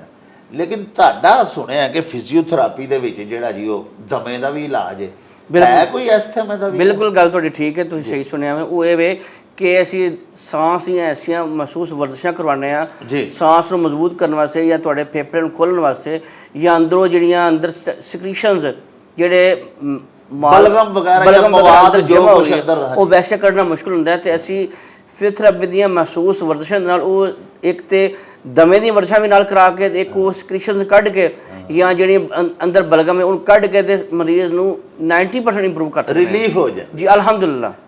ਸਾਰੇ ਚੂੰਕਿ ਉਹਦੀ ਅੰਦਰ ਲੰਗਸ ਜਿਹੜੇ ਨੇ ਉਹ ਸਾਰੇ ਜੈਮ ਹੋਏ ਹੁੰਦੇ ਨੇ ਅੰਦਰ, ਤੇ ਸਾਰੀ ਉਹ ਸਿਕ੍ਰੀਸ਼ਨਸ ਹੀ ਜਮ੍ਹਾਂ ਹੋਈਆਂ ਹੁੰਦੀਆਂ ਨੇ। ਪੰਜਾਬੀ ਵਿੱਚ ਮੈਂ ਆਪਣੇ ਵਿਊਅਰਸ ਨੂੰ ਦੱਸਾਂ ਕਿ ਅੰਦਰ ਜਿਹੜਾ ਬਲਗਮ ਜਾਂ ਜੋ ਮਵਾਦ ਵਗੈਰਾ ਸਾਡੇ ਅੰਦਰ ਜਮ੍ਹਾਂ ਹੋ ਜਾਂਦਾ ਫੇਫੜਿਆਂ ਦੇ ਵਿੱਚ, ਸਾਡੇ ਸਿਗਰਟ ਪੀਣ ਵਾਲੇ ਦੋਸਤਾਂ ਨੂੰ ਜਾਂ ਦੀਗਰ ਐਡਿਕਟਸ ਜਿਹੜੇ ਹੁੰਦੇ ਨੇ, ਉਹਦੀ ਵਜ੍ਹਾ ਨਾਲ ਫਿਰ ਇਹ ਵੇ ਕਿ ਉਹ ਦਮਾ ਹੋ ਜਾਂਦਾ ਬੰਦੇ ਨੂੰ, ਤੰਗੀਏ ਤਨਫਸ ਜਿਹਨੂੰ ਅਸੀਂ ਉਰਦੂ 'ਚ ਆਖਦੇ ਹਾਂ, ਜਾਂ ਸਾਹ ਲੈਣਾ ਬੰਦੇ ਦਾ ਔਖਾ ਹੋ ਜਾਂਦਾ ਹੈ। ਲੇਕਿਨ ਡਾਕਟਰ ਸਾਹਿਬ ਨੇ ਬੜੀ ਹੌਸਲਾ ਅਫਜ਼ਾ ਗੱਲ ਕੀਤੀ ਕਿ ਉਹਦਾ ਵੀ ਬੜਾ ਜ਼ਬਰਦਸਤ ਇਲਾਜ ਹੈ। ਔਰ ਸਭ ਤੋਂ ਜ਼ਿਆਦਾ ਮਜ਼ਾ ਮੈਨੂੰ ਇਸ ਗੱਲ ਦਾ ਆ ਰਿਹਾ, ਡਾਕਟਰ ਸਾਹਿਬ ਦੀ ਸਾਰੀ ਗੁਫ਼ਤਗੂ ਬੜੀ ਰਿਚ ਹੈ, ਲੇਕਿਨ ਇਸ ਗੱਲ ਦਾ ਮੈਨੂੰ ਬੜਾ ਮਜ਼ਾ ਆ ਰਿਹਾ ਹੈ ਕਿ ਨਾ ਸਿਰਫ ਬੰਦਾ ਜਿਹੜਾ ਉਹਨੂੰ ਉਹਦੀ ਕੋਈ ਵੀ ਜਿਸਮ ਦਾ ਹਿੱਸਾ ਜਿਹੜਾ ਕਿ ਮਫਲੂਜ ਹੋ ਗਿਆ ਹੋਵੇ ਜਾਂ ਉਸ ਹਿੱਸੇ 'ਚ ਬੰਦਾ ਮਾਜ਼ੂਰੀ ਮਹਿਸੂਸ ਕਰ ਰਿਹਾ ਹੋਵੇ, ਉਹਨੂੰ ਦੁਬਾਰਾ ਤੋਂ ਫਿਜ਼ੀਓਥੈਰੇਪੀ ਦੇ ਤਰੀਕਾ ਇਲਾਜ ਦੇ ਨਾਲ ਉਹਦਾ ਅਮਲ ਬਹਾਲ ਹੋ ਜਾਂਦਾ ਹੈ। ਉਹਦੇ ਕੁਦਰਤੀ ਔਰ ਤਬਾਈ ਜਿਹੜੇ ਅਫਆਲ ਨੇ ਨਾ ਸਿਰਫ ਉਹ ਬਹਾਲ ਹੋ ਜਾਂਦੇ ਨੇ, ਬੰਦਾ ਮੁਤਹਰਕ ਹੋ ਜਾਂਦਾ, ਬਲਕਿ ਦੇਖੋ ਕਿ ਇਹ ਤਰੀਕਾ ਇਲਾਜ ਹੈ ਹੀ ਨਹੀਂ, ਇੱਕ ਤਰ੍ਹਾਂ ਦੀ ਇਹ ਵਰਜ਼ਿਸ਼ ਹੈ। ਔਰ ਬੰਦਾ ਉਂਝ ਵੀ ਮਜਮੂਈ ਤੌਰ 'ਤੇ ਵੀ ਸਿਹਤਮੰਦ ਹੋ ਜਾਂਦਾ ਹੈ ਜਦੋਂ ਉਹ ਇਹਨਾਂ ਦੀ ਦੱਸੀ ਹੋਈ ਥੈਰੇਪੀ ਦੇ ਉੱਤੇ ਅਮਲ ਕਰਦਾ। ਡਾਕਟਰ ਸਾਹਿਬ ਹੋਰ ਕੋਈ ਦੱਸੋ ਸਾਡੇ ਵਿਊਅਰਸ ਨੂੰ, ਕਿਉਂਕਿ ਮੈਨੂੰ ਤੇ ਆਪ ਨਹੀਂ ਪਤਾ, ਲੇਕਿਨ ਮੈਂ ਤੇ ਅੱਜ ਬੜਾ ਖੁਸ਼ ਹੋ ਰਿਹਾ ਤੁਹਾਡੀਆਂ ਗੱਲਾਂ ਸੁਣ ਕੇ ਕਿ ਮਾਸ਼ਾਅੱਲਾ ਇਹ ਐਡਾ ਜਦੀਦ ਇਲਾਜ ਹੈ, ਔਰ ਬਗੈਰ ਅਦਵਿਆਤ ਔਰ ਟੀਕਾ ਜਾਤ ਔਰ ਇਹਨਾਂ ਤੋਂ ਤੁਸੀਂ ਬੱਚਿਆਂ ਤੱਕ ਤਾਂ ਦੱਸਿਆ ਕਿ ਛੋਟੇ ਜਿਹੜੇ ਮਾਜ਼ੂਰ ਬੱਚੇ ਜਾਂ ਮੈਂਟਲੀ ਰਿਟਾਰਡ ਜਿਹੜੇ ਹੁੰਦੇ ਨੇ ਉਹ ਵੀ ਮਾਸ਼ਾਅੱਲਾ ਠੀਕ ਹੋ ਜਾਂਦੇ ਜੀ ਅਲਹਮਦੁਲਿਲਾ। ਅਗਰ ਉਹਦੀ ਡਿਫਰੈਂਟ ਫੇਜ਼ਿਸ ਨੇ ਨਾ, ਅਗਰ ਬੱਚਾ ਮਾਈਨਰ ਫੇਜ਼ 'ਚ ਆਇਆ ਵੇ ਤਾਂ ਉਹ ਜਲਦੀ ਰਿਕਵਰ ਕਰ ਜਾਏਗਾ, ਜਿਹੜਾ ਐਡਵਾਂਸ ਸਟੇਜ 'ਚ ਆਇਆ ਤਾਂ ਅਸੀਂ ਇਹ ਟ੍ਰੀਟਮੈਂਟ ਦਾ ਮਕਸਦ ਇਹ ਹੋਗਾ ਕਿ ਉਹਨੂੰ ਮਜ਼ੀਦ ਅਸੀਂ ਉਹਨੂੰ ਖਰਾਬ ਨਹੀਂ ਹੋਣ ਦੇਵਾਂਗੇ, ਡਿਟੈਰੀਓਰੇਟ ਨਹੀਂ ਹੋਣ ਦੇਵਾਂਗੇ, ਉਹਨੂੰ ਖਰਾਬ ਹੋਣ ਨਾ ਦੇਣ ਤੋਂ ਮੁਰਾਦ ਇਹ ਕਿ ਉਹਦੇ ਪੱਠੇ ਨਹੀਂ ਸਖਤ ਹੁੰਦੇ, ਉਹਦੇ ਜਿਹੜੇ ਜੋੜ ਨੇ ਮੁਤਾਸਰ ਨਹੀਂ ਹੁੰਦੇ। ਮੋਸਟਲੀ ਫੈਮਲੀਜ਼ ਡਿਪੈਂਡੈਂਟ ਹੋ ਜਾਂਦੀਆਂ ਨੇ ਕਿ ਉਹਨੂੰ ਇੱਕ ਬੰਦਾ ਰੱਖਣਾ ਪੈਂਦਾ ਹੈ ਜਿਹੜਾ ਹਰ ਵਕਤ ਉਹਦੇ ਕੋਲ ਬੱਚੇ ਮੌਜੂਦ ਹੁੰਦਾ ਹੈ। ਇਹਦੇ ਨਾਲ ਐਟਲੀਸਟ ਮਰੀਜ਼ ਇਸ ਪੋਜੀਸ਼ਨ ਚਲਾ ਜਾਂਦਾ ਕਿ ਉਹ ਖੁਦ ਵਾਸ਼ਰੂਮ ਜਾ ਸਕਦਾ ਹੈ, ਉੱਠ ਸਕਦਾ ਹੈ, ਬੈਠ ਸਕਦਾ ਹੈ, ਖਾਣਾ ਖਾ ਸਕਦਾ ਹੈ। ਬੇਸ਼ੁਮਾਰ ਐਸੇ ਐਕਟੀਵਿਟੀਜ਼ ਨੇ ਉਹਦੀਆਂ ਰੂਟੀਨ ਦੀ ਲਾਈਫ ਦੀਆਂ ਕਿ ਉਹ ਬਿਲਕੁਲ ਉਹਨਾਂ ਤੋਂ ਵਾਪਸ ਨਾਰਮਲ ਲਾਈਫ 'ਚ ਆ ਜਾਂਦਾ। ਮੁਰਾਦ ਤੁਸੀਂ ਇਹ ਕਹਿ ਸਕਦੇ ਹੋ? ਹਾਂ ਜੀ, ਬਿਲਕੁਲ ਡਿਪੈਂਡੈਂਟ ਨਹੀਂ ਰਹਿ ਜਾਂਦਾ, ਮੁਤਹਰਕ ਹੋ ਜਾਂਦਾ, ਖੁਦ ਆਪਣਾ ਜਿਵੇਂ ਕਿ ਫੰਕਸ਼ਨਲ ਹੋ ਜਾਂਦਾ, ਉੱਠ ਕੇ ਆਪ ਵੀ ਕੁਝ ਕਰ ਲੈਂਦਾ। ਤੇ ਜਿਹੜੀ ਗੱਲ ਤੁਸੀਂ ਕੀਤੀ ਹੈ ਕਿ ਲੋਕਾਂ ਵਾਸਤੇ ਕੀ ਪੈਗਾਮ ਹੈ, ਪੈਗਾਮ ਅਸਲ ਇਹ ਕਿ ਜਿਹੜੇ ਬੰਦੇ ਮੁਤਾਸਰ ਨਹੀਂ ਨਾਰਮਲ ਲਾਈਫ ਗੁਜ਼ਾਰਨ, ਉਹਨਾਂ ਨੂੰ ਵੀ ਡੇਲੀ ਵਾਕ ਜ਼ਰੂਰ ਕਰਨੀ ਚਾਹੀਦੀ ਹੈ। ਵਾਕ ਇੱਕ ਐਸਾ ਇੱਕ ਸਮਝ ਲਓ ਕਿ ਤੁਹਾਡੇ ਪੱਠਿਆਂ ਦੀ ਇੱਕ ਖੁਰਾਕ ਦਾ ਹਿੱਸਾ ਵੇ ਕਿ ਉਸ ਤੋਂ ਬਗੈਰ ਤੁਹਾਨੂੰ ਜਿਸਮ ਦੀ ਆਕਸੀਜਨ ਨਹੀਂ ਮਿਲਦੀ। ਵਾਕ ਕਰੋਗੇ ਤਾਂ ਤੁਹਾਡੇ ਜੋੜਾਂ ਨੂੰ ਵੀ ਤੁਹਾਡੇ ਪੱਠਿਆਂ ਨੂੰ ਵੀ ਹਰ ਵਕਤ ਤੁਹਾਡੀ ਰਿਕੁਆਇਰਮੈਂਟ ਦੇ ਮੁਤਾਬਕ ਜਿੰਨੀ ਆਕਸੀਜਨ ਤੁਹਾਨੂੰ ਮਿਲਦੀ ਜਾਵੇਗੀ। ਤੇ ਜਦੋਂ ਆਕਸੀਜਨ ਮਿਲੇਗੀ ਉਹ ਖੁਰਾਕ ਦੀ ਸ਼ਕਲ 'ਚ ਤੁਹਾਡੇ ਜੋੜ ਕਦੀ ਮੁਤਾਸਰ ਨਹੀਂ ਹੁੰਦੇ, ਤੁਹਾਡੇ ਪੱਠੇ ਕਦੀ ਮੁਤਾਸਰ ਨਹੀਂ ਹੁੰਦੇ। ਤੇ ਦੂਸਰਾ ਮੇਰਾ ਪੈਗਾਮ ਇਹ ਵੇ ਕਿ ਜੇ ਅਗਰ ਤੁਸੀਂ ਕਦੀ ਮੁਤਾਸਰ ਹੋ ਜਾਵੋ, ਕਮਰ ਦਰਦ ਹੈ, ਗੁੱਠੇ ਦਾ ਦਰਦ ਹੈ ਜਾਂ ਗਰਦਨ ਦਾ ਦਰਦ ਹੈ, ਕੰਧੇ ਦਾ ਦਰਦ ਹੈ, ਕੋਈ ਗਰਦਨ ਦਾ ਦਰਦ ਹੈ, ਜਾਂ ਕੋਈ ਤੁਹਾਨੂੰ ਕੋਈ ਤੁਹਾਡਾ ਪੱਠਾ ਖਿੱਚਦਾ ਕੋਈ, ਤਾਂ ਤੁਸੀਂ ਗੈਰ ਮੁਸਤਨਦ ਡਾਕਟਰ ਕੋਲ ਜਾਣ ਦੀ ਬਜਾਏ ਤੁਸੀਂ ਅੱਛੇ ਕੁਆਲੀਫਾਈਡ ਡਾਕਟਰ ਕੋਲੋਂ ਫਿਜ਼ੀਓਥੈਰੇਪਿਸਟ ਕੋਲੋਂ ਮਸ਼ਵਰਾ ਲਵੋ ਤਾਂ ਕਿ ਤੁਹਾਨੂੰ ਸਹੀ ਰਸਤਾ ਦਿਖਾਵੇ। ਮੋਸਟਲੀ ਕੇਸ ਖਰਾਬ ਹੋ ਕੇ ਆਉਂਦੇ ਨੇ ਤਾਂ ਉਹਨੂੰ ਠੀਕ ਕਰਨਾ ਫਿਰ ਜ਼ਿਆਦਾ ਮੁਸ਼ਕਿਲ ਹੁੰਦਾ ਵੇ। ਤੇ ਬੰਦੇ ਇਸ ਤਰ੍ਹਾਂ ਹੋ ਜਾਂਦੇ ਨੇ ਕਿ ਉਹਨੂੰ ਵਾਪਸ ਲੈ ਕੇ ਆਉਣਾ ਨਾਰਮਲ ਲਾਈਫ 'ਚ ਬਹੁਤ ਹੀ ਔਖਾ ਕੰਮ ਹੋ ਜਾਂਦਾ ਵੇ। ਤੇ ਸਿਰ ਇਹੀ ਪੈਗਾਮ ਹੈ ਲੁੱਬੇ ਲਬਾਬ ਐਂਡ ਦੇ ਕਿ ਤੁਸੀਂ ਮੁਸਤਨਦ ਫਿਜ਼ੀਓਥੈਰੇਪਿਸਟ ਕੋਲ ਜਾਓ, ਤੁਹਾਨੂੰ ਅਗਰ ਕੋਈ ਮਸਲਾ ਹੋਵੇ, ਜਾਂ ਤੁਸੀਂ ਅਗਰ ਮੁਸਤਨਦ ਫਿਜ਼ੀਓਥੈਰੇਪਿਸਟ ਅਵੇਲੇਬਲ ਨਹੀਂ ਹੈ ਤਾਂ ਖੁਦ ਕੋਈ ਐਸਾ ਕੰਮ ਨਾ ਕਰੋ ਜਿਹੜਾ ਤੁਹਾਨੂੰ ਮਜ਼ੀਦ ਖਰਾਬ ਕਰੇ। ਲੋ ਜੀ ਪਿਆਰਿਓ, ਦੇਖੋ ਡਾਕਟਰ ਸਾਹਿਬ ਨੇ ਬੜੀ ਜ਼ਬਰਦਸਤ ਗੱਲ ਕੀਤੀ।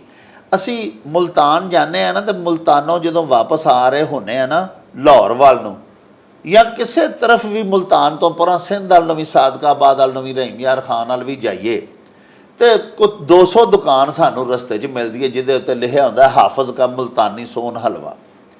ਅਸਲ ਤੇ ਇੱਕ ਦੁਕਾਨ ਸੀ ਹਾਫਿਜ਼ ਜਿਹਦਾ ਮੁਲਤਾਨੀ ਸੋਨ ਹਲਵਾ ਜਿਹਦਾ ਮਾਰੂਫ ਸੀ, ਮਸ਼ਹੂਰ ਸੀ, ਲੇਕਿਨ ਸਾਰੇ ਹੀ ਉੱਥੇ ਇਸ ਤਰ੍ਹਾਂ ਹੀ ਬੈਠੇ ਨੇ। ਇਸੇ ਤਰ੍ਹਾਂ ਹੀ ਸਾਡੇ ਅਕਸਰ ਸ਼ਹਿਰਾਂ ਦੇ ਵਿੱਚ ਤੁਸੀਂ ਦੇਖਿਆ ਕਿ ਲਿਖਿਆ ਹੁੰਦਾ ਜੀ ਹਾਫਿਜ਼ਾਬਾਦੀ ਹੱਡੀ ਜੋੜ ਉੱਤੇ ਉਹਨਾਂ ਨੇ ਤਸਵੀਰ ਲਾਈ ਹੁੰਦੀ ਹੈ ਇੰਡੀਅਨ ਅਦਾਕਾਰ ਸ਼ਾਹਰੁਖ ਖਾਨ ਦੀ, ਕਿ ਉਹਦੀ ਬਾਂਹ ਇੰਜ ਕਰਕੇ ਉਹਨੇ ਬੰਨੀ ਹੈ ਤੇ ਉਹਦੀ ਵੀ ਬਾਂਹ ਟੁੱਟੀ ਸੀ, ਤੇ ਉਹ ਵੀ ਇੱਥੇ ਹਾਫਿਜ਼ਾਬਾਦ ਵਾਲੇ ਜਿਹੜੇ ਕੁਐਕ ਤਸ਼ਰੀਫ ਫਰਮਾ ਨੇ ਅਤਾਈ, ਜਿਹਨੂੰ ਪਤਾ ਹੀ ਕੱਖ ਨਹੀਂ ਕਿ ਹੱਡੀ ਜੋੜ ਹੁੰਦਾ ਕੀ ਹੈ ਜਾਂ ਉਹਦਾ ਕਿਸ ਤਰ੍ਹਾਂ ਇਲਾਜ ਲੇਕਿਨ ਕਰਨਾ ਹੈ, ਉਹਨੂੰ ਕੁਝ ਪਤਾ ਨਹੀਂ ਹੁੰਦਾ। ਲੇਕਿਨ ਉਹ ਤੁਸੀਂ ਦੇਖੋ ਕਿ ਕਿੱਡਾ ਵੱਡਾ ਆਰਥੋਪੈਡਿਕ ਸਰਜਨ ਬਣ ਕੇ ਬੈਠਾ ਹੁੰਦਾ ਹੈ, ਨਾ ਖੁਆਂਦਾ ਸ਼ਖਸ, ਜਿਹਦੇ ਕੋਲ ਕੋਈ ਸਰਟੀਫਿਕੇਟ ਨਹੀਂ, ਜਿਹਦੇ ਕੋਲ ਉਹ ਮੁਸਤਨਦ ਨਹੀਂ, ਉਹਦੇ ਕੋਲ ਸਨਦ ਹੀ ਕੋਈ ਨਹੀਂ, ਨਾ ਉਹਨੂੰ ਪਤਾ ਹੈ ਕਿ ਡਾਕਟਰੀ ਕੀ ਹੈ ਜੀ, ਮੈਂ ਜੀ ਆਪਣੇ ਪਿਓ ਦਾਦੇ ਪੜਦਾਦੇ ਕੋਲੋਂ ਸਿੱਖਿਆ। ਇਹ ਬਹੁਤ ਜ਼ਿਆਦਾ ਜਿਹੜਾ ਨਾ ਜੀ ਸਾਡੇ ਪਾਕਿਸਤਾਨ ਦੇ ਵਿੱਚ ਸਾਡਾ ਮੁਆਸ਼ਰਤੀ ਅਲਮੀਆ ਹੈ ਕਿ ਹਰ ਬੰਦਾ ਹੀ ਡਾਕਟਰ ਬਣ ਕੇ ਬੈਠਾ ਹੈ। ਲੇਕਿਨ ਡਾਕਟਰ ਸਾਹਿਬ ਨੇ ਬੜੀ ਜ਼ਬਰਦਸਤ ਗੱਲ ਕੀਤੀ ਕਿ ਜਦੋਂ ਤੁਸੀਂ ਉਹਨਾਂ ਦੇ ਹੱਥੇ ਚੜ੍ਹ ਜਾਂਦੇ ਹੋ ਤੇ ਤੁਹਾਡੀ ਤਕਲੀਫ ਵਿੱਚ ਮਜ਼ੀਦ ਵਾਧਾ ਵੀ ਹੋ ਸਕਦਾ ਹੈ। ਇਸ ਵਾਸਤੇ ਅੱਲਾਹ ਪਾਕ ਸਾਨੂੰ ਸਭ ਨੂੰ ਸ਼ਫਾ ਦੇਵੇ, ਸ਼ਾਫੀ ਮੁਤਲਕ ਤੇ ਉਹਦੀ ਆਪਣੀ ਜ਼ਾਤ ਹੈ। ਲੇਕਿਨ ਅਗਰ ਇਨ ਕੇਸ ਕੋਈ ਬੰਦਾ ਬਿਮਾਰ ਹੋ ਜਾਂਦਾ ਹੈ, ਉਹਨੂੰ ਕੋਈ ਮਸਲਾ ਜਿਸਮਾਨੀ ਹੈ, ਕੋਈ ਪੱਠਿਆਂ ਦਾ ਮਸਲਾ ਹੈ, ਕੋਈ ਦਰਦ ਨਿਕਲ ਆਈ ਹੈ ਵਜੂਦ ਦੇ ਵਿੱਚ, ਤੇ ਉਹਨੂੰ ਕਿਸੇ ਮੁਸਤਨਦ ਕੁਆਲੀਫਾਈਡ ਜਿਹੜੇ ਸਾਡੇ ਡਾਕਟਰ ਸਾਹਿਬ ਨੇ, ਫਿਜ਼ੀਓਥੈਰੇਪਿਸਟ ਨੇ, ਕੋਈ ਲੇਡੀ ਡਾਕਟਰ ਸਾਹਿਬਾ ਨੇ, ਉਹਨਾਂ ਦੇ ਕੋਲ ਜਾਣਾ ਚਾਹੀਦਾ ਹੈ ਔਰ ਉਹਨਾਂ ਨੂੰ ਜਾ ਕੇ ਆਪਣਾ ਚੈੱਕਅਪ ਕਰਵਾਉਣਾ ਚਾਹੀਦਾ ਹੈ। ਲੋ ਜੀ ਪਿਆਰਿਓ, ਅਸੀਂ ਡਾਕਟਰ ਅਖਤਰ ਹੰਜਰਾ ਸਾਹਿਬ ਜਿਹੜੇ ਕਿ ਸਾਡੇ ਗੁਜਰਾਂਵਾਲਾ ਦਾ PhD ਡਾਕਟਰ ਨੇ ਔਰ ਫਖਰ ਨੇ ਸਾਡੇ ਸ਼ਹਿਰ ਦਾ, ਉਹਨਾਂ ਦੀਆਂ ਗੱਲਾਂ ਤੋਂ ਮੈਂ ਵੀ ਤੇ ਤੁਸੀਂ ਵੀ ਬੜੇ ਹੀ ਮੁਸਤਫੀਜ਼ ਹੋਏ, ਸਾਨੂੰ ਬਹੁਤ ਸਾਰੀ ਜਾਣਕਾਰੀ ਮਿਲੀ। ਹੁਣ ਸਾਡੇ ਨਾਲ ਮੌਜੂਦ ਨੇ ਇੱਕ ਲੇਡੀ ਡਾਕਟਰ, ਇਸੇ ਹੀ ਫਿਜ਼ੀਓਥੈਰੇਪੀ ਦੀਆਂ ਹੀ ਫਿਜ਼ੀਓਥੈਰੇਪਿਸਟ ਨੇ, ਡਾਕਟਰ ਮਲਾਇਕਾ। ਆਓ ਉਹਨਾਂ ਨਾਲ ਵੀ ਇੱਕ ਦੋ ਗੱਲਾਂ ਕਰੀਏ ਤੇ ਉਹਨਾਂ ਨੂੰ ਪੁੱਛੀਏ ਕਿ ਖਵਾਤੀਨ ਦੀਆਂ ਫਿਜ਼ੀਓਥੈਰੇਪੀ ਦੇ ਨਾਲ ਰਿਲੇਟਡ ਜਾਂ ਇਸ ਹਵਾਲੇ ਦੇ ਨਾਲ ਕੀ ਕੀ ਇਮਰਾਜ਼ ਹੁੰਦੀਆਂ ਨੇ ਤੇ ਉਹਨਾਂ ਨੂੰ ਕਿਸ ਤਰ੍ਹਾਂ ਇਹ ਫਿਰ ਸਿਹਤਯਾਬ ਕਰਦੇ ਨੇ, ਸ਼ਫਾਯਾਬ ਕਿਸ ਤਰ੍ਹਾਂ ਉਹਨਾਂ ਨੂੰ ਕਰਦੇ ਨੇ। ਖਵਾਤੀਨ ਦੀਆਂ बीमारियां बारे भी जानकारी लेने हैं। जी डॉक्टर साहब ये बताएं कि कौन कौन सी हमारी खवातीन की बीमारियां हैं कि वो फिज़ियोथेरेपी के ज़रिए वो ठीक हो सकती हैं, उसमें उनको जाके कोई इंजेक्शन वगैरह नहीं लेने पड़ते, जाके जो ओरल मेडिसिन या दीगर चीज़ें हम ड्रिपें लगवाते हैं और ये वो। आप ये बताएं कि एक तो इमराज कौन कौन सी हैं खवातीन की जो कि फ़िज़ियोथेरेपी से ठीक हो सकती हैं, उन्हें शफा मिल सकती है, और दूसरा फिर ये बताएं कि वो क्या करें अगर वो क्या सिम्टम्स हों, क्या अलामत हों तो ख़वातीन फ़ौरी तौर पे आपसे रब्ता करें, ना कि किसी दीगर डॉक्टर के पास जाएं। ख़वातीन में बेशुमार तरह के मसाइल होते हैं जो उनके जिस्म में पट्ठों की वजह से आते हैं, जिस तरह गर्दन का दर्द है, कमर का दर्द है, कंधे का दर्द है, किसी भी घुटनों का दर्द है जो बहुत आम है लोगों में।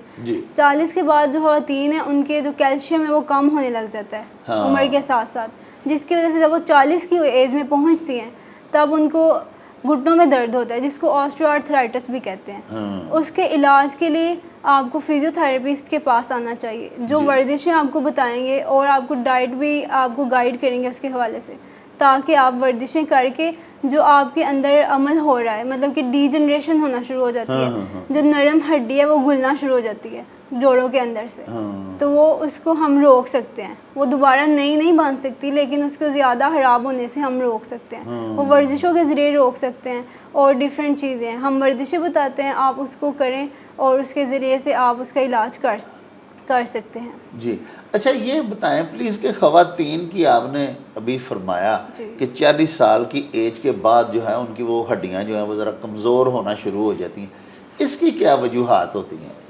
इसकी वजह यह है कि शुरू में ये होता है कि पहले तो ख़वातीन जब वो 20-25 उम्र में होती हैं उनकी डाइट अच्छी नहीं होती, दूध और कैल्शियम वगैरह पे इतना फोकस नहीं करती और उसके बाद एक कोई ख़वातीन है उसकी ज़िम्मेदारी होती है, उसके बच्चे होते हैं, उसकी वजह से भी उसके जिस्म के अंदर बहुत सी तब्दीलियाँ आती हैं जिसमें ये होता है कि उसको कैल्शियम की, दूसरे वाइटामिन की, मिनरल्स की कमी आ जाती है लेकिन वो उसका ध्यान नहीं रखती और फिर वो उम्र के साथ साथ जब वो आगे अपनी अगली एज में जाती है तो वो उसके सारी परेशानियाँ फिर उसके बाद में सामने आती हैं। तो आपने ये करना है कि उसका ख्याल रखना है, आप वर्जिशें करें और उससे आप सेहतयाब रह सकते हैं और अपने आप को मज़ीद अपने जोड़ों को, पट्टों को ख़राब होने से बचा सकते हैं। अच्छा जी, एक तो हो गया ख़वातीन में घुटनों का दर्द, ये वाकई बहुत आम बीमारी है।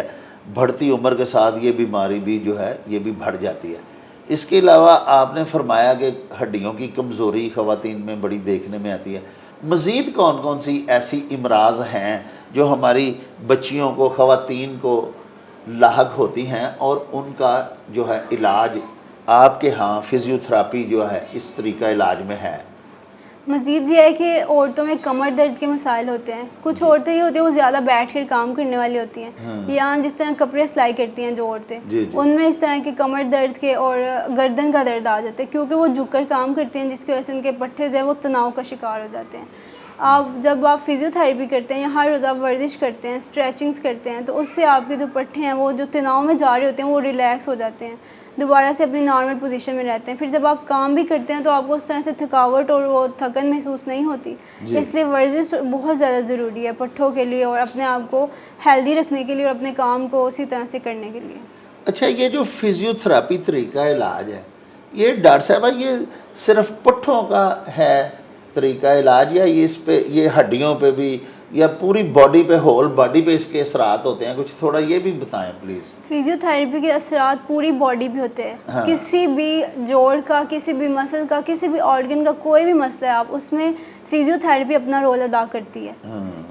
कोई भी आपका मसला है, आप जिस तरह आपने पहले बात की कि दमे का अगर मसला है तो दमा जो है वो लंग्स आता है उसमें, और बाकी सारे पट्टों के अलावा ये चीज़ है। हाँ। जिस तरह कोई भी प्रॉब्लम है किसी को, वो उसमें फिजियोथेरेपी में रोल अदा करती है। जिस तरह डिलीवरी के बाद के जो मसाइल हैं, उससे पहले के जो मसाइल हैं, उसमें भी फिजियोथेरेपी अपना रोल अदा करती है। और डॉक्टर साहब अगर कोई चोट लग गई है किसी को, उसका वो हिस्सा जो है जिस्म का वो मुंजमद हो गया या साकन हो गया, अभी वो अपने अल्लाह पाक ने जिस फेल के लिए वो जिस्म में लगाया हुआ है वो अब वो फेल सर अंजाम नहीं दे रहा, एक साकत हो चुका है वो, तो उसको फिर से मुतहर्रक कर देती है फिजियोथेरेपी? जी बिल्कुल ऐसे ही है। फिजियोथेरेपी का काम ही होता है कि अगर कोई जोड़ स्टिफ हो गया, कोई पट्ठा अगर वो तनाव का शिकार हो गया, तो उसको दोबारा से उसी फंक्शन में लाने के लिए मोबिलाइजेशन होती है, एक्सरसाइज होती है, स्ट्रेचिंग्स होती है, ये सारे डिफरेंट तरीके इस्तेमाल करके उस जोड़ को, उस मसल्स को दोबारा वैसे ही लाया जा सकता है उसी हालत में। लो जी प्यारे हो, तुसां डॉक्टर मलाइका दीयां भी गल्लां सुनियां। साडे नाल मौजूद ने डॉक्टर बुशरा, ये भी मारूफ साडे शहर दीयां फिजियोथेरापिस्ट ने। आओ कुछ गल्लां, कुछ सवालात इन्हां तो भी पूछिए। डॉक्टर साहब आप ये बताएं हमारे व्यूअर्स को कि एक बंदा जो है वो, उसके पास इतना वक्त नहीं है, या वो चाहता है कि वो आपकी जो फिजियोथेरापी जो उसको आप कहती हैं कि ये एक्सरसाइजेज आप करें, यहाँ पे आपने माशाल्लाह मशीनें वगैरह भी रखी हुई हैं, काफ़ी इंस्ट्रूमेंट्स हैं यहाँ पे, तो यहाँ तो आपको उसको बाकायदा प्रैक्टिस करवाते हैं, उसको एक्सरसाइज करवाते हैं। तो अगर कोई कहे कि with in the premises of her house कोई ऐसी खातून हो कि वो अपने घर के अंदर ही वो कहती है कि मैं उधर ही कर लूँ, तो उसके लिए आप फिर क्या सजेस्ट करते हैं? ऑस्टियोआर्थराइटिस इस तरह का मर्ज़ है कि इसमें हड्डियां जो है ना हमारी वो खुरना शुरू हो जाती हैं। ठीक है, इसका हमें ख्याल उस टाइम पे महसूस होता है कि जब वो टाइम गुजर जाता है। ठीक है, तो हमें इस चीज़ का ख्याल करना चाहिए। हम घर में ही ऐसे तरीके इस्तेमाल करके इस तरह की वर्जिशें कर सकते हैं जिससे जो है ना वो हमारे जोड़ जो है ना वो दोबारा बहाल हो सकते हैं। अभी इसी तरह यहाँ पे काफ़ी सारी मशीन्स हैं जो हम यहाँ पे इस्तेमाल करते हैं, लेकिन घर में भी इस तरह की मशीन्स हम इस्तेमाल कर सकते हैं, लेकिन यह कि हमें सोचने की ज़रा ज़्यादा ज़रूरत पड़ती है। जैसे अब ये साइकिलिंग है, साइकिलिंग अब हर बच्चे के घर में यहाँ पर साइकिल मौजूद है। ठीक है, वहाँ पे हम करके उसको जोड़ के हम मूवमेंट उसकी हिला सकते हैं, उसको ज़्यादा से ज़्यादा उसको बहाल कर सकते हैं। इसके अलावा कुछ वर्जिशें ऐसी हैं जिस तरह उसको भी हम अपने घर में उनको बताते हैं, और जब वो ज़्यादा घर में करके आते हैं उनको ज़्यादा इफेक्टिव होता है, ज़्यादा जो है ना वो उनको उनके असरात मिलते हैं, हमें ज़्यादा उसके मुफीद जो है ना उसके नताइज हमारे सामने आते हैं। हाँ, भले वो आए आपके पास, ट्रीटमेंट आपसे ले, गाइडेंस आपसे ले, लेकिन अगर उसकी जेब इजाज़त देती है तो वो अपने घर में भी इसी तरह की एक्सरसाइज के लिए साइकिल रख सकती हैं, खवातीन या मर्द हों वो भी। बाकी ये है कि जो अफोर्ड कर सकते हैं वो कर ले, नहीं तो फिर आपके हॉस्पिटल और आप जो हैं आप तो उनकी गाइडेंस के लिए हाजिर ही हैं। बड़ी नवाजिश आपकी। लो जी प्यारे हो, तुसां डॉक्टर बुशरा दियां, डॉक्टर मलाइका दियां ते डॉक्टर अख्तर हजरा साहब दियां गल्लां बातां सुनियां। मेरे वास्ते तो यह गल्लां बड़ियां ही इनफॉर्मेटिव सन। यकीनन तुहानूं भी डॉक्टर साहब दियां ते साड़ियां दो जिहड़ियां ਲੇਡੀ ਡਾਕਟਰਸ ਨੇ, ਇਹਨਾਂ ਦੀਆਂ ਗੱਲਾਂ ਤੋਂ ਤੁਹਾਨੂੰ ਵੀ ਬੜੀ ਜਾਣਕਾਰੀ ਮਿਲੀ ਹੋਵੇਗੀ।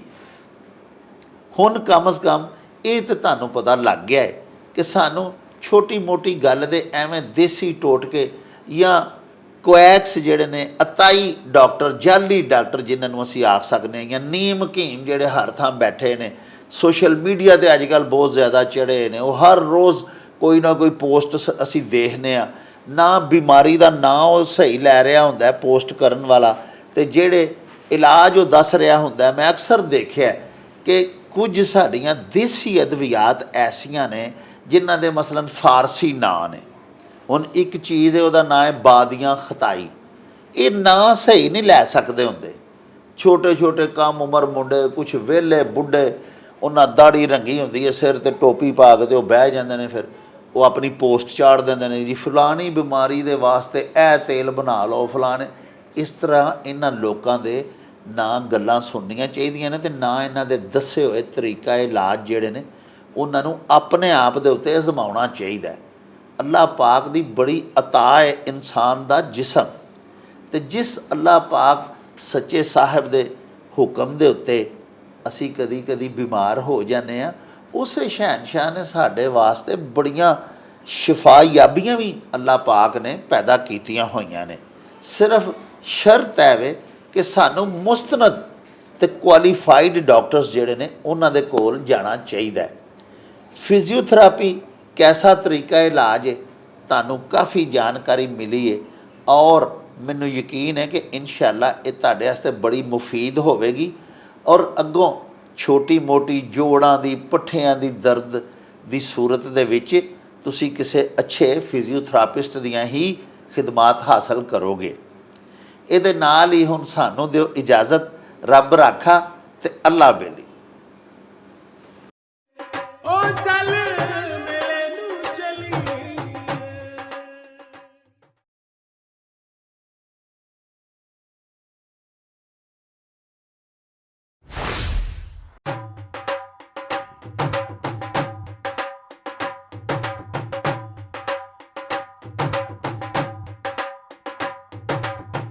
रौनक हो जाऊं चट